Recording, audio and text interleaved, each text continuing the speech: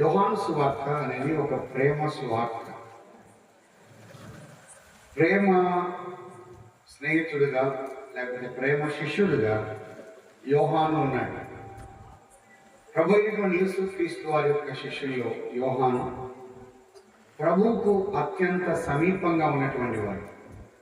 ఆయన రొమ్మున ఆనుకున్నవాడు యోహాను. యోహాను యేసు ప్రభు రొమ్మున ఆనుకుంటే మిగతా ముగ్గురు పేతురు, యాకోబు, యోహాను వారు మొదటి సర్కిల్లో వారు ఉన్నారు.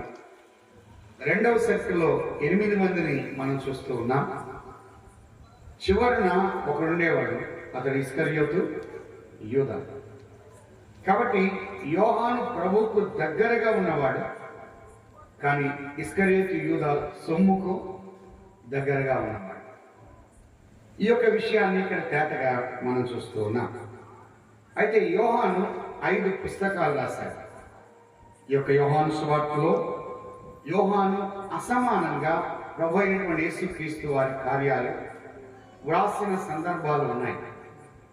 మిగతా సువార్తికుల కన్నా యోహాను ప్రభు యొక్క కార్యాలు, కొన్ని అద్భుతమైన కార్యాలు దగ్గర నుండి చూసి వ్రాశాడు. 4వ అధ్యాయంలో సమరయ స్త్రీ విషయం రాసింది యోహాను. సమరయ స్థలాలకు వెళ్ళకూడదు, ఆయన వెళ్ళాడు. మాట్లాడకూడదు, ఆయన మాట్లాడాడు. వారితో సంభాషించిన సందర్భాలు చూస్తున్నాడు.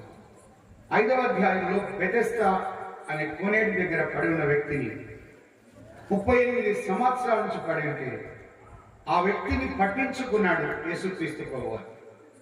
ఆ విషయాన్ని దగ్గర నుండి చూసిన వారు ఎవరు? యోహాను. అంత మాత్రమే కాదు, 8వ అధ్యాయంలో వ్యభిచారమందు పట్టబడినటువంటి స్త్రీ విషయమై ఆయన చూపించినటువంటి ప్రేమను యోహాను దగ్గర నుండి చూశారు. ఈ విధంగా కొన్ని కార్యాలు మనం చూడగలుగుతున్నాం. ప్రతి అధ్యాయంలో నీళ్లు నీళ్లు నీళ్లు నీళ్లు అని రాయబడింది. వాక్యానికి ఎక్కువ పోలికగా, వాక్యానికి ఎక్కువ సంబంధంగా ఉన్నట్టుగా మనం చూడగలుగుతున్నాం. మంచిది.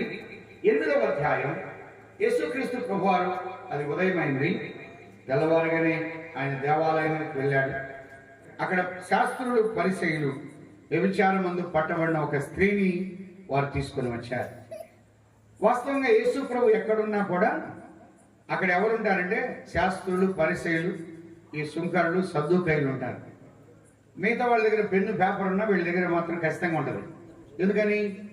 వీళ్ళు ప్రభువును మెప్పించడానికి కాదు, ఆయన తప్పుపట్టడానికి ఎక్కువగా సిద్ధంగా ఉండేవాడు. వ్యభిచారమందు పట్టబడినటువంటి ఒక స్త్రీని తీసుకొచ్చారు, మధ్యన నిలవబెట్టారు. అయా, పాపం చేస్తుంటే పట్టబడింది. మోషే నియమించిన ఆజ్ఞ ప్రకారం, ధర్మశాస్త్ర ప్రకారం ఆమె రాళ్ళు రువి కొట్టి చంపాలి. ఇది ఒక ఆజ్ఞ, ఖచ్చితంగా అది జరిగించాలి. కానీ నువ్వేం చెప్తావు అని అడిగినప్పుడు నేల మీద వేలుతో ఏమో రాస్తూ ఉన్నాడు. పట్టు వదలక అడుగుతున్నాడు. పట్టుకుంది ఆ స్త్రీని, కానీ అసలు పట్టుకోవాల్సింది ఎవరిని పట్టుకోవాలనుకున్నారు? ప్రభువును పట్టుకోవాలనుకున్నారు. అయితే ఆయన ఒక మాట అన్నాడు, మీలో పాపము లేనివాడు మొట్టమాట రాయి. అప్పుడు పెద్దవారు మొదలుకొని చిన్నవారి వరకు ఒకరి వెంట ఒకరు వారు వెళ్ళిపోయారు. అలాగైనట్లయితే యేసు ఒక్కడే మిగిలాడు, ఆమెతో మాట్లాడాడు. ఎవరికి శిక్ష విధింపలేదా? అయితే నేను కూడా శిక్ష విధింపను, ఇక్కడ వెళ్ళి పాపము చేయకమన్నాడు. ఇది సందర్భం. యేసుక్రీస్తు ప్రభు వారి యొద్దకు తెల్లవారగానే ఒక స్త్రీని తీసుకుని వచ్చారు. 3వ వచనం అన్నాడు, శాస్త్రులు, పరిసయ్యులు వ్యభిచారమందు పట్టబడిన ఒక స్త్రీని తోడుకొని వచ్చి ఆమెను మధ్య నిలబెట్టారు. ఇదంత భయంకరమైన విషయం. ఒక స్త్రీని అందరి ముందు తీసుకొచ్చి పట్టుకొని వచ్చారంటే ఆ స్త్రీ యొక్క వేదన, ఆ స్త్రీ యొక్క దుఃఖము, బాధ ఇంతింత కాదు. ఆ స్త్రీని మధ్యన నిలబెట్టారు. వారు అడుగుతున్నారు, ఏమన్నారంటే 4వ వచనంలో, బోధకుడా, ఈ స్త్రీ వ్యభిచారము చేయించు ఉండగా పట్టబడి. వ్యభిచారం చేసేది ఒకరు కాదు, ఇద్దరు. కానీ ఆ వ్యక్తిని ఏం చేశారు? మీరు వదిలిపెట్టారు. పట్టుకొచ్చింది ఎవరిని? స్త్రీని. ఈ లోకం ఎటువంటిదంటే బలహీనంలో పట్టుకొస్తుంది. శక్తి లేని వారిని పట్టుకొస్తుంది. ఏ రకమైన పలుకుబడి లేని వారిని బజార్లో ఎదురుస్తుంది. ఆనాటి లోకం ఈనాటి లోకం రెండు ఒకటే. శక్తి లేకపోతే, పలుకుబడి లేకపోతే, విద్య లేకపోతే, సామర్థ్యత లేకపోతే, సత్తువు లేకపోతే, మంది మార్భరం లేకపోతే వారిని బయట పెడతారు, వారిని ఈడుస్తారు. అలాగైనట్లయితే ఆ యొక్క స్త్రీని తీసుకొచ్చి మధ్యలో నిలబెట్టారు. ఆయన అడగగలడు, కానీ ఆయన అడిగిన వాడు కాదు. వారిని ప్రశ్నించిన వాడు కానీ కాదు. ఆయన ఎదురు చూస్తూ ఉన్నాడు. అయితే ఒక మాట అన్నారు, బోధకుడా, ఈ స్త్రీ వ్యభిచారము చేయించు ఉండగా పట్టబడి. అంటే ఆమె వ్యభిచారము చేయించుండగా పట్టబడదు. ఆమె యొక్క వ్యభిచారం ఆమె ఏం చేసింది? పట్టించింది. ఆమె యొక్క పాపం ఆమెను పట్టించింది. ఆమె అక్రమం ఆమెను పట్టించింది. ఆమె అన్యాయం ఆమెను పట్టించింది. అలాగైతే ఎవరు పట్టుకున్నారు? ప్రజలు పట్టుకున్నారు. ఒకటి ఈ మాట గుర్తుపెట్టుకున్నాం, ప్రజలు పాపము చేసిన వారిని పట్టుకుంటారు. ప్రజలు పాపము చేసిన వారిని పట్టుకుంటారు. మానవుడు ఏమని ఎదురు చూస్తున్నాడంటే, ఎవరు తప్పు చేస్తారా, ఎవరు లోపం కలిగి ఉంటారా, ఎవరు బలహీనులుగా ఉంటారా అని మాటికి తప్పు పట్టుకోవడానికి ఎదురు చూసేవారు చాలా మంది ఉన్నారు.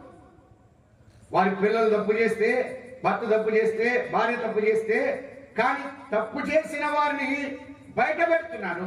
వారి యొక్క తప్పులు మాత్రం కప్పిపుచ్చుతున్నారు. కానీ ప్రజలు పాపము చేసిన వారిని పట్టుకున్నారు. రెండవది, ఎవరు పట్టుకుంటారు? సంఖ్యాకాండం మనకందరికీ వీతమే 32వ అధ్యాయం. సంఖ్యాకాండం 32:23. సంఖ్యాకాండం 32వ అధ్యాయం 23వ వచనం.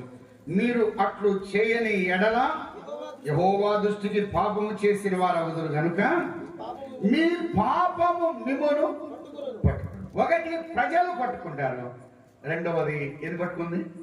పాపం. మీ పాపం మిమ్మల్ని పట్టుకోను. అంటే నీ యొక్క పాపం నిన్ను పట్టుకున్నాడు. నిన్ను పట్టుకునేది భర్త కాదు, భార్య కాదు, పిల్లలు కాదు, తల్లిదండ్రులు కాదు. మానవుని పట్టుకునేది పాపం పట్టుకుంటుంది. అలాగే పాపము పట్టిస్తుంది. అందుకే అంటున్నాడు, నా దోషములు నా అతిక్రమములు నన్ను తరిమి పట్టుకొనగా నేను తల ఎత్తి చూడలేకపోతే. నా దోషాలు నన్ను తరిమి పట్టుకున్నాయి. సోదరి, ఈ రాత్రి నిన్ను పట్టుకునేది పదవులు కాదు, నిన్ను పట్టుకునేది ప్రజలు కాదు, నిన్ను పట్టుకునేది బంధువులు కాదు, నిన్ను పట్టుకునేది రక్త సంబంధికులు కాదు. నిన్నెవ్వరు పట్టుకోకపోవచ్చు, కానీ నీ పాపం నిన్ను పట్టుకుంటారు. మానవుల యొక్క జీవితంలో అనేక మంది ఎలా జీవిస్తున్నారంటే, వారి యొక్క పాపాన్ని కప్పిపుచ్చుతున్నారు, కానీ వారి యొక్క పాపం వారిని ఏం చేస్తుంది? పట్టిస్తుంది. వారి యొక్క పాపం వారిని పట్టిస్తుంది. ఒకటి ప్రజలు పట్టుకుంటారు, రెండవది పాపము పట్టుకుంటారు, మూడవది ఎవరు పట్టుకుంటారు? యోబు గ్రంథం మనకందరికీ తెలుసు, వీతమే. యోబు గ్రంథం 24వ అధ్యాయం 19వ వచనం, 2వ వరుస. యోబు గ్రంథం 24:19, 2వ లైన్. పాతాళము పాపము చేసిన వారిని పట్టుకున్నాడు. ఏ తాళం అన్నాడు? ఇంటి తాళం, బీరువా తాళం కాదు, పాతాళం అని అన్నాడు. పాతాళము పాపము చేసిన వారిని పట్టుకో. ఈ లోకంలో ఎవరు పట్టుకోకపోయినా ఖచ్చితంగా ఏది పట్టుకున్నది? పాతాళం. ఈ లోకంలో భార్య దగ్గర తప్పించుకోవచ్చు, భర్త దగ్గర తప్పించుకోవచ్చు, గ్రామంలో తప్పించుకోవచ్చు, బంధువుల దగ్గర తప్పించుకోవచ్చు, రక్త సంబంధికుల దగ్గర తప్పించుకోవచ్చు, ఎక్కడైనా తప్పించుకొని తిరగవచ్చు. కానీ పాతాళం మాత్రం పాపం చేసిన వారిని అక్కడ తప్పించుకోలేరు. ఈ ధనవంతుడు యేసు ప్రభువుని గురించి తెలుసు, మారు మనసు విషయమే తెలుసు, తెలిసి ఎక్కడికి వెళ్ళాడు? పాతాళానికి వెళ్ళాడు. కాబట్టి ఈ లోకంలో విచ్చలవిడిగా జీవించాడు. నా సొమ్ము నా ఇష్టం అని అన్నాడు. చివరికి పాతాళానికి వెళ్ళాడు. ఆ పాతాళం పాపము చేసిన వారిని పట్టుకున్నాడు. అక్కడ జ్ఞానం పనికిరాదు, తెలివి పనికిరాదు, ఆలోచన పనికిరాదు, ఇంకా ఏ రకమైన ప్రయత్నాలు పనికిరాదు. బయటికి మనము రాలేము. పాతాళం పాపము చేసిన వారిని పట్టుకుంటుంది. అలాగైతే ఒక భయంకరమైనటువంటి శిక్ష దండన, ఒక భయంకరమైనటువంటి వేదన స్థలానికి అక్కడికి మానవులు వెళ్ళిపోతున్నాడు. ఒకటి ప్రజలు పట్టుకున్నారు, రెండవది పాపం పట్టుకుంటుంది, మూడవది పాతాళం పట్టుకుంది.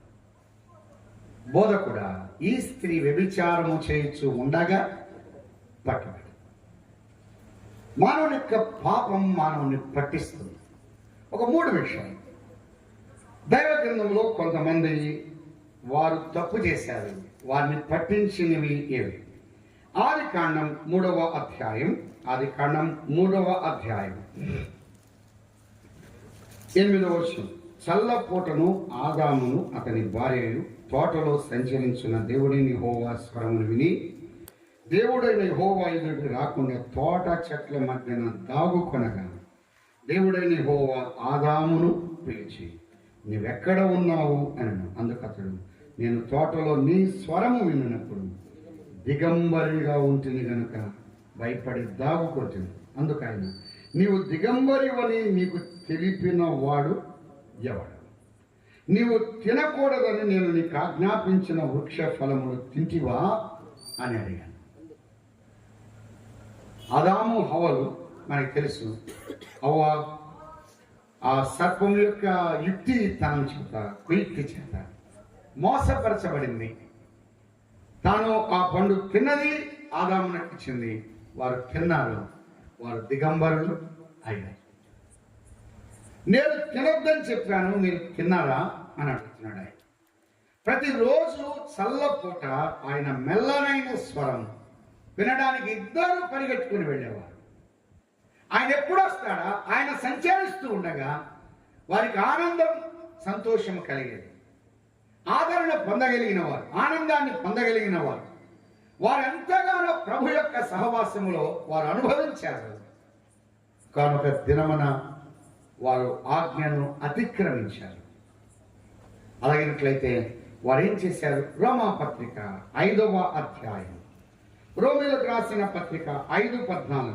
ఆయనను ఆదాము చేసిన అతిక్రమమును పోలి పాపము చేయని వారి మీద కూడా అన్నాడు. ఆదాము చేసిన అతిక్రమం. ఒకటి, ఆదాము యొక్క అతిక్రమం ఆదామును ఏం చేసింది? పట్టించింది. ఆదాము యొక్క అతిక్రమం. నువ్వు దిగంబరిగా ఉన్నావే, ఆ సంగతి నీకు తెలిపిన వాడెవడు? నీ యొక్క అపరాధం లేకపోతే నువ్వు అతిక్రమం, నీ ఆజ్ఞను నువ్వు అతిక్రమించావు, ఉల్లంఘించావు, ఖాతరు చేయాల, లెక్క చేయాల. నా యొక్క ఆజ్ఞ నేను ఇంత బలంగా ఇస్తే నీవు ఆ ఆజ్ఞను చాలా సులువుగా తీసుకున్నావు. దాని విషయంలో నీకంత ఖచ్చితత్వం, అంత సీరియస్గా నువ్వు తీసుకోలేదు. అలాగేట్లయితే ఒకటి, ఆదాము యొక్క అతిక్రమం ఆదామును పట్టించింది. ఓమాయ, ఈ రాత్రి నిన్ను పట్టించేదేదో కాదు, నీ యొక్క అతిక్రమమే నిన్ను పట్టిస్తుంది. నీ యొక్క అతిక్రమమే నిన్ను అపరాధిగా చేస్తుంది, నిన్ను ఈడుస్తుంది. మనం తప్పు చేయగా ఆదాము చేశాడు. ఆదాము యొక్క అతిక్రమం మన మీద అతిక్రమిస్తే ప్రమాదం. ఆజ్ఞ అతిక్రమం పాపం. ఆదాము ఆజ్ఞను అతిక్రమించాడు, అవ్వ ఆజ్ఞను అతిక్రమించింది. అలాగే వారి యొక్క అతిక్రమం వారిని ఏం చేసింది? పట్టించింది. వారి అతిక్రమం వారిని పట్టించింది. రెండవది యెహోషువ గ్రంథం. యెహోషువ గ్రంథంలో మనకన్నా బాగా వీర్తమే. ఆ రోజున ఇశ్రాయేలు జనాంగం హాయి పట్టణం మీద వారు ఓడిపోయారు. వారు ఓడిపోయినప్పుడు వెంటనే యెహోషువ దేవుని సన్నిధానంలోకి వచ్చి బట్టలు చింపుకొని ప్రార్థించాడు. ఆ సందర్భంగా దేవుడు అన్నాడు, యెహోషువ గ్రంథం 7వ అధ్యాయం 10వ వచనం. యెహోషువతో ఇట్లనెను, లెమ్ము, నీ వేళ ఇక్కడ ముఖము నేల మోపుకుందు. ఇశ్రాయేలు పాపము చేశాను, నేను వారితో చేసిన నిబంధనలు వారు మీరి ఉన్నారు. శపితమైన దాన్ని కొంత తీసుకొని దొంగిలి బొంకి తమ సామాన్లు దాన్ని ఉంచుకొని ఉన్నారు. అంటే వారు ఏం చేశారు? ఇక్కడ కొంచెం అక్కడ కొంచెం అని. దినవృత్తాంతములు 1వ గ్రంథం 2వ అధ్యాయం 7వ వచనం. దినవృత్తాంతం మొదటి గ్రంథం 2వ అధ్యాయం 7వ వచనం. కర్మీ కుమారులు ఒకనికి ఆకాను అని పేరు. ఇతడు శాపగ్రస్తమైన దానిలో కొంత అపహరించి ఇశ్రాయేలును. అంటే ఆకాను యొక్క అపహరణ ఆకాను పట్టించింది. ఒకటి ఆదాము అతిక్రమం ఆదామును పట్టించింది. రెండవది ఆకాను యొక్క అపహరణ, దొంగిలించి డేరా మధ్యలో పెట్టి ఈ తప్పు ఎవరికి తెలియదు అనుకున్నాడు. కానీ అదంతా కూడా దేవుడు బట్టబయలు చేశాడు. కొన్నిసార్లు మనం ఎవరికి తెలియదు అనుకుంటాం, కానీ అందరికీ తెలుసుకోవాలి. ఒక ఎగ్జాంపుల్ చూద్దాం. నిర్గమాకాండం 2వ అధ్యాయం. ఎన్ని జాగ్రత్తలు తీసుకున్నా బయట పడాల్సింది ఏదో ఒక రోజున ఖచ్చితంగా ఏమైంది, బయటపడింది. దానికి ఒక ముఖ్యమైన ఉదాహరణ నిర్గమాకాండం 2వ అధ్యాయం 11వ వచనం. ఆ దినములలో మోషే పెద్దవాడై తన జనుల యొద్దకు పోయి వారి భారములను చూచెను. అప్పుడు అతడు తన జనులు ఒక హెబ్రీని ఒక ఐగుప్తుడు కొట్టగా చూచాను. 12వ వచనం. అతడు ఇటు అటు తిరిగి చూచి ఎవడను లేకపోగా ఐగుప్తుని చంపి ఇసుకలో వాడిని కప్పెట్టాడు. ఒక రోజున హెబ్రీలు ఇద్దరు పోట్లాడుతుంటే మీరు ఎందుకు అలా పోట్లాడుతున్నారు అని అడిగినప్పుడు అతను అన్నాడు, మా మీద నిన్ను అధికారినిగా తీర్పరిగా నియమించిన వాడు ఎవరు? అంతవరకు ఉంటే బాగుండేది. నీవు ఆ ఐగుప్తిని చూడండి. 2వ అధ్యాయం 12వ వచనంలో ఐగుప్తిని చంపినప్పుడు ఏం చేశాడు తెలుసా? 12వ వచనంలో ఏమన్నాడు? అతడు ఇటు అటు ఎందుకు చూశాడు? పిల్లలు కూడా వంటగదిలోకి వెళ్ళి హార్లిక్స్ తినేటప్పుడు ఇటు అటు ఎందుకు చూస్తారు? కొన్నిసార్లు ఏదైనా చేసేటప్పుడు ఇటు అటు చూస్తారు. కొంతమంది మొబైల్ చూసినప్పుడు ఇటు అటు చూస్తూ ఉంటారు. ఎందుకని? ఏమో మరి. ఇటు అటు చూశాడు, జాగ్రత్త తీసుకున్నాడు. విద్యను అభ్యసించిన వాడు, ప్రావీణ్యత పొందినవాడు, తెలియగలిగిన వాడు, జ్ఞానవంతుడు, ఈజిప్ట్ యూనివర్సిటీలో బాగా చదువుకునేటువంటి వాడు ఇటు అటు చూశాడు, జాగ్రత్తలు తీసుకున్నాడు. ఎవ్వరు చూడలేదని చంపి ఇసుకలో ఎందుకు కప్పెట్టాడు? ఎవరికి తెలియకూడదు. కానీ ఏమైంది తెలుసు. అసలు మోషేనే నీ జాగ్రత్తలు తీసుకున్నప్పుడు బయటపడితే నువ్వెంత నేనంత. ఏదో ఒక రోజున మాత్రం ఖచ్చితంగా ఏమైంది బయట. ఆకాను అనుకున్నాడు నేను చేసిన తప్పు ఎవరికి తెలియదు అనుకున్నాడు. ఆకానికి అవకాశం లేక కాదు, అవకాశం ఉన్నది. తాను క్షమించడానికి లేకపోతే క్షమాపణ ఒప్పుకోవడానికి ఇష్టపడినవాడు కాదు. అందుకన్నాడు. ఇప్పుడు మనం చూద్దాం 7వ అధ్యాయం 16. యెహోషువ గ్రంథం 7:16. కాబట్టి యెహోషువ ఉదయం లేచి ఇశ్రాయేలును వారి గోత్రముల వరుసను బట్టి దగ్గరికి రప్పించినప్పుడు యూదా గోత్రం పట్టబడినప్పుడైనా ఆకాను వచ్చి, అయ్యా ఈ గోత్రం నేను ఉన్నాను, నాదే పొరపాటు నేనే చేశానంటే బాగుండేది. కానీ యూదా గోత్రం నేను ఒక్కడినేనా అనుకున్నాడు. ఇంకేమన్నాడు? యూదా వంశముని దగ్గరికి రప్పించినప్పుడు జరహీల వంశము పట్టబడి, జరహీల వంశము పురుషుల వంశం దగ్గరికి రప్పించినప్పుడు జబ్ది ఒక్కొక్కరు పట్టబడుతున్నప్పుడన్నా వచ్చింది బాగుండేది. అయ్యా నేనే చేశాను అంటే బాగుండేది. అవకాశం ఉన్నది కానీ తనేం చేస్తున్నాడు? తాను అపహరించింది, తాను దొంగిలించింది, అవన్నీ కూడా జాగ్రత్తగా దాచిపెట్టాడు. వీరందరిలో నేను ఒక్కడే కాదనుకున్నాడు. సోదరి రాత్రి నువ్వు అట్లా అనుకున్నావు. నేనొక్కనే నా తప్పు చేసింది, నేనొక్కనే నా పాపం చేసింది, నేనొక్కనే నా అపరాధిని, నేనొక్కనే నా అతిక్రమించింది, నేనొక్కనే నా కాని పనులు చేస్తుందని నువ్వు అనుకుంటున్నావు. కానీ ఒకనొక దినమున బయటకు వస్తుంది. నీకు రావాల్సిన శిక్ష ఖచ్చితంగా వస్తుంది. అటువంటి పరిస్థితుల్లో 18వ వచనం. అతడు అతని ఇంటి పురుషుల వరుసను దగ్గరకు రప్పించినప్పుడు యూదా గోత్రముని జరహు మునిమనుడును జబ్ది మనవడును కర్మీ కుమారుడైన ఆకాను పట్టబడను. ఆకాను ఆఖరులో పట్టబడేంత వరకు ఆకాను ఏమనుకున్నాడు? నేను కాను. ఈ రాత్రి నువ్వు అట్లే అనుకున్నావు. బోధకుడా, ఈ స్త్రీ వ్యభిచారం చేయొచ్చు ఉండగా పట్టబడి, ఆమె వ్యభిచారం ఆమెను పట్టించింది. ఆదాము యొక్క అతిక్రమం ఆదామును పట్టించింది. ఆకాను యొక్క అపహరణ ఆకారును పట్టించడం మాత్రమే కాదు, ఆదాము హవ్వలు వెళ్ళగొట్టబడ్డారు. కానీ ఆకాను మాత్రం ఆకోరు లోయలోనికి తీసుకెళ్ళి ఆకాను యొక్క కుమారుడు కుమార్తెలు వెళ్ళారు. తనకు సంబంధించినవన్నీ తీసుకుని వెళ్ళారు. ఆకోరు లోయ ఆక్రందన లోయ అయింది. ఆకోరు లోయ రక్తమయ లోయ అయింది. ఆకోరు లోయలో అందరూ చుట్టూ చేరి రాళ్ళ దెబ్బలకు తల పగిలిపోతుండగా, రక్తము కారుతుండగా కుమారులు కుమార్తెలను, నా తండ్రి, నువ్వు చేసిన పాపానికి మేము శిక్ష అనుభవిస్తున్నాం. ఆ రక్తము మడుగులో పిల్లలు చచ్చిపోతున్నారు. అయ్యో, నేనంత ఘోరమైన తప్పు చేశాను, అపహరించి. సోదరుడా, సోదరి, ఈ రాత్రి అవకాశము లేక కాదు, అవకాశం ఉన్నది, కానీ ఆ అవకాశాన్ని ఆకాను సద్వినియోగం చేసుకున్నవాడు కాదు. శిక్ష నీ మీదకి రాకముందే, ఉగ్రత రాకముందే, ఆ యొక్క న్యాయ దండన, ఆ తీర్పుని మీదకి రాకముందే ఈ రాత్రి ఈ అవకాశాన్ని సద్వినియోగం చేసుకుంటే చాలు.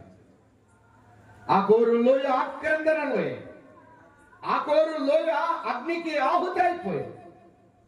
ఆకోరు లోయ అది భయంకరమైన లోయ, అది ఏడ్పు లోయ, అసమాధాన లోయ, వేదన లోయ అయింది.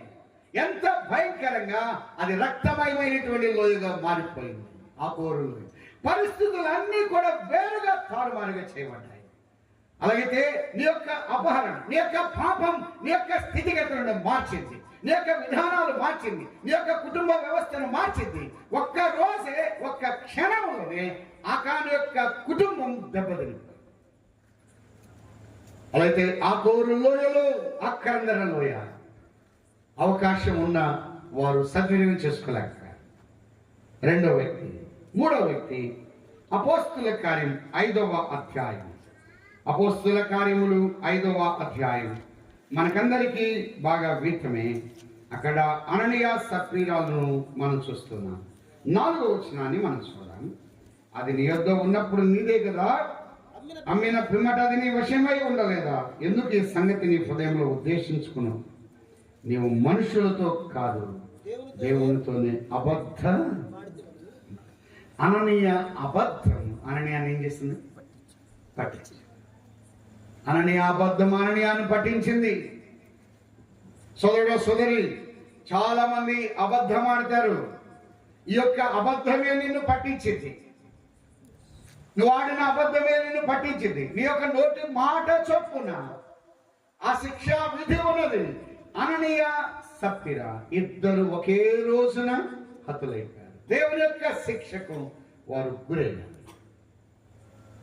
సంఘములో ప్రతి వానికి భయము కలిగి. అలాగైతే అననీయ యొక్క అబద్ధం అననీయాన్ని పట్టించింది. చాలాసార్లు అబద్ధాలు ఆడి ఆడి ఆడి ఆడి అబద్ధం అనేది అలవాటుగా కొంతమంది చేసుకుంటారు. ఉదాహరణకు తినక్కర్లేదు, రాజులు 2వ గ్రంథంలో 5వ అధ్యాయం చూస్తే గెహాజీ అంటున్నాడు. గెహాజీ ఏమంటున్నాడంటే, ఈ నయమాను తెచ్చిన వాటిని అంగీకరించడం నా యజమానునికి ఏమీ లేదు, మనసు లేదు. నాకేముంది? మాకు మనసు అని. ఎఫ్రాయిము మన్యం నుండి ఇద్దరు వచ్చారు, వారి కొరకు అని ఇదొక ప్లాన్ చేసుకుని వెళ్ళి అక్కడికి వెళ్ళి అంత అబద్ధం ఆడాడు. అబద్ధం ఆడి తెచ్చి ఇంట్లో పెట్టిన తర్వాత మరలా ఎలీషా దగ్గరికి వచ్చి నిలబడ్డా. ఎలీషా అన్నాడు, గెహాజీ నువ్వు ఎక్కడికి వెళ్ళావని అడిగినప్పుడు, నీ దాసుని నేను ఎచ్చడికి. ఆ అబద్ధాన్ని కప్పిపుచ్చాలంటే ఇంకొక అబద్ధం, దీన్ని కప్పిపుచ్చాలంటే మరి ఆ అబద్ధమే తనకేం చేసింది? నష్టం తెచ్చింది. మానవ యొక్క అబద్ధం ఈరోజు రాత్రి, ఈ రోజు నీ అబద్ధం చెల్లుబాటు కావచ్చు. ఒకరోజు అవుతుంది, పొలంలోన, ఉద్యోగంలోన, బయటన, బజార్లోన, గ్రామంలోన, కుటుంబంలోన నీ యొక్క అబద్ధాలు 2-3 రోజులు చెల్లుబాటు అవుతాయి. తర్వాత కాదు, ఒకనొక దినమున ఖచ్చితంగా నీ అబద్ధం నిన్ను పట్టిస్తుంది. ఒకటి, ఆదాము యొక్క అతిక్రమం ఆదామును పట్టించింది. ఆకాను యొక్క అపహరణ ఆకాను పట్టించింది. అననీయ యొక్క అబద్ధం అననీయాను పట్టింది. బోధకుడా, ఈ స్త్రీ వ్యభిచారము చేయించు ఉండగా పట్టింది. వారు పట్టు వదలకు అడుగుతున్నారు. వ్యభిచారం చేసేవారిని ఏం చేయమన్నారు? ధర్మశాస్త్రము ప్రకారం రాళ్ళు రువి కొట్టి సంపాదన. ద్వితీయోపదేశ కాండం 22వ అధ్యాయం. ద్వితీయోపదేశ కాండం 22వ అధ్యాయం 21వ వచనం, 22, 21. వారు ఆమె తండ్రి ఇంటి యొద్దకు ఆ చిన్నదానిని తీసుకుని రావాలను. అప్పుడు ఆమె ఊరి వారు ఆమెను రాళ్లతో చావగొట్టవలెను. ఎలా అనగా ఆమె తన తండ్రి ఇంట వ్యభిచరించి ఇశ్రాయేలులో దుష్కార్యము చేశాను. అట్లు చెడుతనమును మీ మధ్య నుండి మీరు పరిహరించదొరుకుతుంది. వ్యభిచారము చేసిన వాళ్ళని రాళ్ళు రువ్వి కొట్టి చంపాలి. అందరి చేతిలో రాళ్ళు ఉన్నాయి. గమనించండి పిల్లరా, ధర్మశాస్త్రము ప్రకారము ఈమె మీద అందరు ఏమేయాలి? రాలి. యేసు ప్రభువుని రాళ్ళు ఎందుకు తీసేయండి వద్దు అని అన్నా అనుకో, నువ్వు ధర్మశాస్త్రం నెరవేర్చడానికి వచ్చానన్నావు, నువ్వు ఓహో ఈరోజు దొరికిపోతాడు. ఒకవేళ రాళ్ళు వేయండి అని అన్నా అనుకో, నువ్వు ప్రేమ గలవాడు అన్నావు ఇదేనని, అంటే రెండు రకాలుగా ఎవరు దొరికిపోతున్నాడు? ఆ స్త్రీని మధ్యన నిలబెట్టాడు. ఒకవైపున యేసుక్రీస్తు ప్రభు వారు, మరొక వైపున ఈ రాళ్ళు పట్టుకొని వీళ్ళు నిలబడ్డారు. ఇలా చెప్తున్నాం, ఒకవైపున జీవాధిపతి ఉన్నాడు, మరొక వైపున ధర్మశాస్త్రం. ధర్మశాస్త్రం ప్రభు యేసుక్రీస్తు వారి మధ్యన ఈ స్త్రీ నిలబడి. జీవానికి ఎంత దూరం ఉన్నదో మరణానికి అంతే. ఇలా చెప్తున్నాం, జీవానికి ఎంత దగ్గర ఉన్నదో మరణానికి కూడా అంతే దగ్గర. ఒకవైపున మరణం ఉన్నది, ఒకవైపున ఈ రాత్రి ఈ యొక్క పరిస్థితి. ఒకవైపున మరణం, ఒకవైపున జీవం. ఈ రెండింటి మధ్యన నలిగిపోయిన స్థితి. ఈ యొక్క సహోదరి యొక్క బాధ ఇంత కాదు, వేదన ఇంత కాదు. పాపాన్ని బట్టి అందరి ముందు నిలబడి ఉన్నది. బజారు పాలు చేశారు. ఒక దుఃఖం ఉన్నది, ఒక వేదన ఉన్నది. ఈరోజు నా పరిస్థితి అంతమైపోతుంది, ఇంకా నేను బ్రతకడానికి లేదు, ఖచ్చితంగా నేను చచ్చిపోతాను. ఎందుకనంటే ఇట్స్ కమాండ్, అదొక ఆజ్ఞ. మోషే ఆజ్ఞాపించాడు అని రాయబడింది. అందుకే ఇక్కడ తేటగా చెప్తున్నాడు. 8వ అధ్యాయంలో ఏమన్నాడు? మోషే మనకు ఆజ్ఞాపించాను కదా. ఆజ్ఞ అంటే ఖచ్చితంగా నెరవేర్చాలి. ఈ రోజున నా జీవితంలో ఈ యొక్క ఆజ్ఞ నెరవేర్చబడుతుంది. నేను ఖచ్చితంగా అంతమైపోతాను. ఈ రాత్రి నీ జీవితం ముగిస్తుంది అని అనుకుంటున్నావు, కానీ కాదు. ధర్మశాస్త్రము ప్రభువు మధ్య ఉంది, జీవాధిపతి మధ్య, మరణము మధ్య ఉంది. ఆనందమిచ్చే ప్రభు ఉన్నాడు, ఆవేదన కలిగించిన ప్రజలు ఉన్నారు. వాళ్ళ చేతిలో రాళ్ళు ఉన్నాయి, అవమానం ఉన్నది, పాపము భయంకరమైనది. సామెతల గ్రంథం 14వ అధ్యాయం, సామెతల గ్రంథం 14వ అధ్యాయం 34వ వచనం 2వ వరుస. నీతి జనముల ఘనతగా కాదు, పాపము ప్రజలకు అవమానము తెచ్చు. ఈ సహోదరి అవమానంగా ఉన్నది. ఒక స్త్రీ అందరి ముందు మధ్యలో నిలబెట్టబడిందంటే ఆమె వేదన, ఆమె క్షోభ, ఆమె దుఃఖము ఎంత భయంకరం. ఆమె కన్నీళ్లు కారుస్తుందా? నా జీవితం ఏంటి ఇలా అయిపోయింది, నా పరిస్థితి ఇలా అయిపోయింది, నా బ్రతికేది ఇలా అయిపోయింది, నా పాపాన్ని బట్టి నేనెంత భయంకరంగా నిలబడుతున్నాను. అయితే రెండింటి మధ్య ఉన్నది, మరణానికి జీవానికి మధ్య, రక్షకుడి మధ్య ఉన్నది, శిక్ష మధ్య ఉన్నది. ఒకవైపున శిక్ష ఉన్నది, మరొక వైపున రక్షకుడు ఉన్నాడు. మరణము జీవముల మధ్య ఆమె నలిగిపోతుంది, ఆమె క్రష్ అయిపోతుంది, ఏం మాట్లాడలేదు. తన దగ్గర రైట్స్ ఏం లేవు, తన దగ్గర న్యాయము కొరకు అడగడానికి ఏమి లేదు. తప్పు చేసి నిలబడింది. వారు పట్టు వదలకు అడుగుతున్నారు. నేల మీద ఏదో రాస్తూ ఉన్నాడు, ఏం రాస్తున్నాడు తెలియదు. కానీ వారు ఆయన పట్టు వదలకు అడుగుతుండగా ఆయన తల ఎత్తి ఏమన్నాడు? మీలో పాపము లేని వాడు మొట్టమొదట ఆ మీద రాయి వేయండి. కానీ ఎవరు వేయాలి? తప్పు లేనివాడు రాయి అనగానే 8వ వచనం, మరలా వంగి నేల మీద రాయించును. 9వ వచనం, వారు ఆ మాట విని మనస్సాక్షి చేత గద్దించబడి ఏమవుతున్నారు? పెద్దవారు మొదలుకొని చిన్నవారి వరకు ఒకరి వెంట ఒకటి బయటికి పెడుతున్నారు. ఆ మాట విని పెద్దోడు వెళ్ళిపోతున్నాడు. ఆ తర్వాత అంటే ఈ మీద రాళ్ళు వేయడానికి ఎవరెవరు వచ్చారు? పెద్దోళ్ళు వచ్చారు, చిన్నోళ్ళు వచ్చారు. చూసారా? పెద్దోళ్ళు వస్తారు, చిన్నోళ్ళు వస్తారు. తప్పు చేస్తే పాపము లేనివాడు రాయేయమంటే అందరిలో పాపం ఉన్నది కాబట్టి అందరు బయటికి. పాపము లేనివాడు ప్రభు అయిన ఆయన పవిత్రుడు, ఆయన దోషి, ఆయన నిష్కల్మషుడు, ఆయన పాపంలో చేరక ప్రత్యేకంగా ఉన్నవాడు. ఆయన పాపము లేనివాడు, కానీ సర్వ మానవాళి యొక్క పాపం నిమిత్తమై ఆయన పాపముగా చేయబడ్డాడు, కానీ ఆయన పాపి కాడు. ఆయన పాపము లేనివాడు. యోహాను సువార్త 19వ అధ్యాయం, యోహాను సువార్త 19వ అధ్యాయం 23-24 వచనాలు. సైనికులు యేసును సిలువ వేసిన తరువాత ఆయన వస్త్రములు తీసుకొని ఒక్కొక్క సైనికుడు ఒక్కొక్క భాగం వచ్చినట్లు వాటిని 4 భాగములు చేసి ఆయన అంగీని కూడా తీసుకొని అంగీ కుట్టు లేక పైనుండి యావత్తు నేయబడింది కనుక వారు దాన్ని చింపక అన్నాడు. వస్త్రాన్ని 4 భాగాలు చేశారు కానీ అంగీని చించలేదు అన్నాడు. ఎందుకంటే అంగీకి ఏమి లేదు, కుట్టు లేదు. కుట్టు ఉంటే ఒక షర్ట్లో ఒక డ్రెస్లో చించడం సులువు. ఆయనలో ఏమి లేదు, కుట్టు లేదు, లోపము లేదు, పాపము లేదు, అక్రమము లేదు, అన్యాయం లేదు, ఏ రకమైన బలహీనత లేనివాడు. ఆయన పవిత్రుడు, కుట్టు లేనివాడు.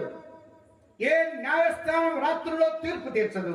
ఆయన పట్టు వదలక న్యాయస్థానం తీర్పు తీర్చింది. దాదాపుగా 6 సార్ల కంటే పైన తీర్పు తీర్చింది. కానీ ఆయనలో ఏ రకమైన కుట్టు లేదు. చించడానికి, ఏలెత్తి చూపించడానికి, ఆయన జీవితం అనే వస్త్రాన్ని వారు ఏలెత్తి చూపించడానికి కుట్టు లేనివాడు, లోపము లేనివాడు. యేసు ఒక్కడే అన్నాడు. రక్షకుడు ఒక్కడే, పవిత్రుడు ఒక్కడే, పరిశుద్ధుడు ఒక్కడే, నిర్దోషి ఒక్కడే, శిక్ష విధించగలిగిన వాడు ఒక్కడే, ఆయనకు సాటి అయిన వాడు, ఆయన పోటీ అయిన వాడు ఎవరు లేరు. ఆయన ఒక్కడే మిగిలాడు. అప్పుడైనా ఇప్పుడైనా ఎప్పుడైనా పరిశుద్ధుడు ఒక్కడే. దేవుడు అనగా కామ క్రోధ లోభ మద మత్సరము లేనివాడు దేవుడు. పాపం ఉన్నవాడు దేవుడు ఎలా అవుతాడు? అక్రమం ఉన్నవాడు దేవుడు ఎలా అవుతాడు? ఈయన పాపము లేని సర్వభూ ప్రపంచం అంతట్లో ఆయన యేసు క్రీస్తు ప్రభువాడు దేవుడుగా సేవించబడుతున్నాడంటే ఒకే ఒక కారణం, ఆయన పరిశుద్ధుడు. ఆయన పరిశుద్ధుడు. సర్వభూ ప్రపంచం అంతట్లో ఒకే దేవుడిని సేవించిన ఒక యేసు ప్రభువే, మిగతా వారు ఎవరు లేదు. ఆయన పవిత్రుడు, ఆయన దోషి. నాలో పాపం ఉన్నదా, మీలో ఎవరైనా నిరూపించగలరని సవాలు విసిరాడు. పాపము లేనివాడు, ఆయన పవిత్రుడు. ఆయన అంటున్నాడు, యేసు ఒక్కడే మీరు. ఆ స్త్రీ మధ్యన యేసు తల ఎత్తి చూసి ఏమన్నాడు? అదే వచ్చింది, అమ్మా అన్నాడు. పరిశీలి ఇంకా పాపాత్మురాలు వస్తే అతను ఏమన్నాడు తెలుసా? అది ఇదే అని మాట్లాడాడు. కానీ ప్రభు ఏమంటున్నాడు? అమ్మా. ప్రజలు ఏమన్నారు? 4వ వచనం, బోధ కూడా అంటున్నారు. ఆయన ఏమంటున్నాడు? అమ్మా అంటున్నాడు. 11వ వచనంలో ఆమె ఏమంటుంది? ప్రభువా అంట. అమ్మా అన్నాడు. ఆమె హృదయం పగిలిపోయింది. అమ్మ అని పిలిచిన వారు ఎవరు లేరు. ఇంత దుర్మార్గురాలు నన్ను అమ్మ అని పిలుస్తున్నాడు. ఇంత భయంకరాన్ని నన్ను అమ్మ అని పిలుస్తున్నాడు. రాత్రి అంతా పాపాన్ని అనుభవించిన నన్ను అమ్మ అని పిలుస్తున్నాడు. సోదరుడు సోదరి, ప్రేమ కలిగిన వాడు, నీ యొక్క పాపాన్ని వాటి బయట ఏడవగలడు. అటువంటి వాడు కాదు ప్రభు. అమ్మ అని పిలుస్తూనే ఆమె హృదయం బద్దలైపోయింది. అయ్యో, నేనెంత ఘోరమైన పాపము చేశాను, నేనెంత వ్యతిరేకంగా జీవిని, నన్ను ఇలా పిలిచిన వారు లేరు, పరామర్శించిన వారు లేరు. ఆయన సంబోధన, ఆయన సంభాషణ ఆమె యొక్క హృదయాన్ని కదిలించి వేసింది. ప్రేమ కలిగిన వాడు నిన్ను శిక్షించడకు కాదు. సోదరుడ సోదరి, భర్త ద్వేషించవచ్చు, భార్య ద్వేషించవచ్చు, పిల్లలు ద్వేషించవచ్చు, గ్రామస్తులు ద్వేషించవచ్చు, బంధువులు ద్వేషించవచ్చు, కొన్నిసార్లు ఊరు వదిలి వెళ్ళిపోమని చెప్పచ్చు.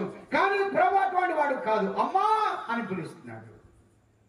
ఈయన ప్రేమ కలిగిన వాడు, ఈయన కరుణ కలిగిన వాడు, ఈయన సత్యం కలిగిన వాడు, ఆయన జాలి కలిగిన వాడు, ఆయన కృప కలిగిన వాడు. ఆయన మాటకు ఈమె హృదయం బద్దలైపోయింది. అయ్యో, నేనెంత ఘోరంగా జీవించాను, నా యొక్క దేహాన్ని ఇష్టం వచ్చినట్టుగా నేను ఉపయోగించాను, ఇంత పాప జీవితాన్ని అనుభవించిన నన్ను అమ్మా అని పిలుస్తున్నాడు. ఆమె హృదయం బద్దలైపోయింది. ఆమె ఎంతగా ఏడ్చిందో, ఆమె ఎంతగా రోధించిందో. ఆమెకు ఒక ఆశ ఉన్నది. అయితే నేను నన్ను శిక్షించుటకు కాదు, అమ్మా అని పిలుస్తున్నా అంటే నన్ను ఖచ్చితంగా ఏం చేస్తాడు? రక్షిస్తాడు. ఒక ఆశ ఉన్నది. ఈ రాత్రి ఒక నమ్మకం, ఒక విశ్వాసం ప్రభు ద్వారానే కలిగింది. మనుషుల ద్వారా శిక్ష విధికి గురవుతుంది, కానీ యేసుక్రీస్తు ప్రభు ద్వారా ఆమె ఆశ పెరిగింది. ఆమె హృదయంలో ఒక నమ్మకం ఏర్పడింది, ఒక ఆదరణ పొందుతుంది, ఒక నెమ్మది పొందుతుంది, ఒక కంఫర్ట్ స్థితిని, ఒక తృప్తికరమైన జీవితాన్ని పొందగలుగుతుంది. ఈ రాత్రి మీ జీవితానికి నెమ్మదిచ్చే ప్రభు ఉన్నాడు, శాంతినిచ్చే ప్రభు ఉన్నాడు, సమాధానాన్నిచ్చే ప్రభు ఉన్నాడు, చక్కదనిచ్చే ప్రభు ఉన్నాడు, శిక్ష తప్పించే ప్రభు ఉన్నాడు. అందుకే ఆమెన్నది, లేదు ప్రభువా అన్నాడు. ఆయన అన్నాడు, నేను నీకు శిక్ష విధించను. విధించగలను, కానీ విధించేవాడిని కాదు. నేను శిక్షించను. నశించిన దానిని వెదకి రక్షించుటకు వచ్చాడు, పాపులను రక్షించుటకు క్రీస్తు లోకాన్ని. అయితే నువ్వు ఇక వెళ్ళి నువ్వు పాపము చేయ. ఒక్కసారి అవకాశం వచ్చింది, ఆమె తృప్తిగా, ఆమె మధ్యన సర్వ మానవాళి యొక్క పాప నిమిత్తమై మనము మధ్యలో ఉండాలి. కానీ మనల్ని ప్రక్కకి నెట్టి మధ్యస్థానంలో ఎవరున్నారు? యేసుక్రీస్తు. ఆయన అన్యాయస్తుల మధ్య ఉన్నాడు, అక్రమకారుల మధ్య ఉన్నాడు, రోమా రాను వారి యొక్క మధ్య ఉన్నాడు, కొరడా దెబ్బల మధ్య ఉన్నాడు, ఆ ముళ్ళ కిరీటము మధ్య, ఆ అవమానము, నింద, అపహాస్యం, ఎగతాళి చేసే వారి మధ్య ఉన్నాడు. అమ్మాయ, ఈ రాత్రి యొక్క పాపముల కొరకై ప్రత్యేకంగా ఆయన మధ్యన మనము నిలబడాలి. ఈ రాత్రి ప్రభు నమ్మిన వారు మీటింగ్లో ఉండొచ్చు, నమ్మని వారి విషయమై నీ కొరకు ఆయన మధ్యన నిలబడ్డాడు. కొరడా దెబ్బలకు రక్తము దారులుగా కాచాడు, కండలు లేచి వచ్చాయి. ఇత్తడి బలిపీఠంలో జల్లెడ ఉంటుంది, ఇత్తడి జల్లెడ, ఆ జల్లెడ రంధ్రాలు ఉంటాయి. యేసుప్రభు యొక్క దేహం రంధ్రాల మయమైంది. అంతర్గతమయ్యేవాళ్ళు బహిర్గతమయ్యేంత వరకు ఆయన కొట్టాడు. నిందకు ఆయన హృదయం పెద్దలైపోయింది, నీరుగా భయపడ్డాడు. ఆ యొక్క అవమానం ఆయన భరించాడు, అపహాస్యం ఆయన భరించాడు, నిందను ఆయన భరించాడు. సర్వలోక మానవుల యొక్క పాప పరిహారార్థమై కల్వరి శివకము ఈ విధంగా రక్తము ధారులుగా కార్చిన వారు ఒక యేసు క్రీస్తు ప్రభు వారు తప్ప లోకంలో ఎవరు లేరు. ఆ చుట్టూ ప్రాంతం అంతా భయంకరమైన వాతావరణం అలవచ్చు. ఆయన రక్తము ధారులుగా కారుస్తారు. యెరూషలేములకు వచ్చేటప్పుడు గాడిద పిల్లలకి వచ్చాడు, దారి పొడుగున వస్త్రాలు పరిచాడు, కొమ్మలు నరికి వేశాడు. ముందు వెనక జనం ఉన్నారు, హోసన్న జయమన్నారు. ఆయన తిరిగి వెళ్ళేటప్పుడు ఒంటరిగా వెళ్తాడు. యెషయాలో ఉన్నాడు, తన తరం వారిలో విచారించిన వారు ఒకరు లేరు, తన పక్షంగా నిలబడ్డ వారు లేరు, ఎందుకు కొడుతున్నావా అని అడిగిన వారు లేరు. ఒక నిస్సహాయకుడిగా చేతగాని వాడిగా వెళ్ళిపోతున్నాడు. సర్వ మానవాళి యొక్క పాపములు పరిహరించిన కొరకై ఆయన శిలోమానును మోసుకొని తీసుకుని వెళ్తున్నాడు. ఎత్తైన గొల్గొతా స్థలానికి తీసుకెళ్లారు. శిలోమానును పెట్టి ఆయన శిలోమాను మీద పడుకోబెట్టి 2 చేతులు 2 పాదములు పొడవైన మేకలు పడు సమ్మట దెబ్బలకు మేకు మందులం లోపలికి వెళ్తుండగా రక్తము ధారలుగా కాచాడు. ఈ కొరకు నా కొరకు రక్తాన్ని ధారలుగా కాచాడు. 3 మేకుల మధ్య, రోమా రాను వారి మధ్య. అంత మాత్రమే కాదు, ఒక గుంటలో శిలోమాను దించగా ఎముకలు స్థానము తప్పాయి, నాలుక దవన అంటుకుపోయింది. 2 నేరస్తుల మధ్య, ఆకాశం వరకు భూమికి మధ్య, 3 మేకుల మధ్య, అక్రమకారుల న్యాయస్తుల మధ్య కల్వరి శిలువలో ఒక్కడిగా రక్తాన్ని ధారులుగా కాచాడు. ఒక్క చుక్క కూడా తన దేహంలో ఉండకుండా కాచాడు. ఒక షర్ట్లో ఒక డ్రెస్సులో ఒక చుక్క లేకుండా ఉన్నాడని బాగా పిండబడాలి. ఆయన పిండబడాలి. ఆయన చిల్ల పెంకువలి చూడనులోని వాడయ్యాడు. రక్తం ఉన్నంత వరకు శరీరం మెత్తగా ఉండదు, రక్తం లేకపోతే శరీరం గట్టిపడిపోతుంది. ధవలవర్ణుడు రత్నవర్ణుడు 10,000 మంది పురుషుల్లో గుర్తింపదగిన ప్రియుడు. ఆయన వ్యసనాక్రాంతుడిగా, వ్యాధిని అనుభవించిన వాడుగా, నీ కొరకు నా కొరకై ఆయన చూడనులని వాడుగా ఆయన కనబడుతుంది. ఆయన మరణం అదృశ్యకమైంది కాదు, ఆయన ప్రమాదానికి గురై చనిపోలేదు. నేను నిమిత్తముగా సర్వ మానవాళి యొక్క పాపము కొరకై ఆయన మరణం. యేసుక్రీస్తు ప్రభు వారికి, ఆయన దేవుడుగా ఉన్న ఆ ప్రభువుకు మరణము లేదు. ఆయన ఈ లోకానికి ఎందుకు వచ్చాడంటే మరణించుట కొరకే ఎవరైనా వచ్చారంటే ఒక యేసుక్రీస్తు ప్రభు వారి. ఆయన నీ కొరకు నా కొరకు మరణించాడు. అర్మతి యోసేపు నికోదేము ఆయన దేహాన్ని దించినప్పుడు డొల్ల ఏర్పడింది. వీళ్ళు లోపలికి పోతున్నాయా, తేలిగ్గా ఉన్నాడు, ఒక వికారంగా ఉన్నాడు. ఆయన సమాధి చేయబడ్డాడు. 3వ దినమున మృత్యుంజయుడై తిరిగి లేచి. అందుకే అన్నాడు, మరణము తప్పించుట ప్రభు అయిన యెహోవా వశం. సమాధిలో నుండి తిరిగి లేచాడు. మరణము ఆయనను బంధించి ఉంచుట అసాధ్యం. ఎలాగనగా పాపం వల్ల వచ్చు జీతం మరణం. అయితే ప్రభు అయిన యేసు క్రీస్తునందు నిత్య జీవం.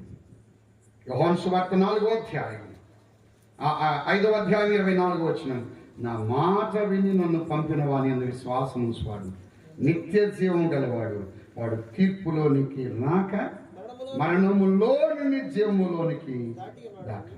ఈ సహోదరి మరణములో నుండి జీవం. ఈ రాత్రి యేసు ప్రభు ఎదురుకు వస్తే చాలు, మరణము తప్పిస్తాడు, నిత్య జీవాన్ని ఇస్తాడు.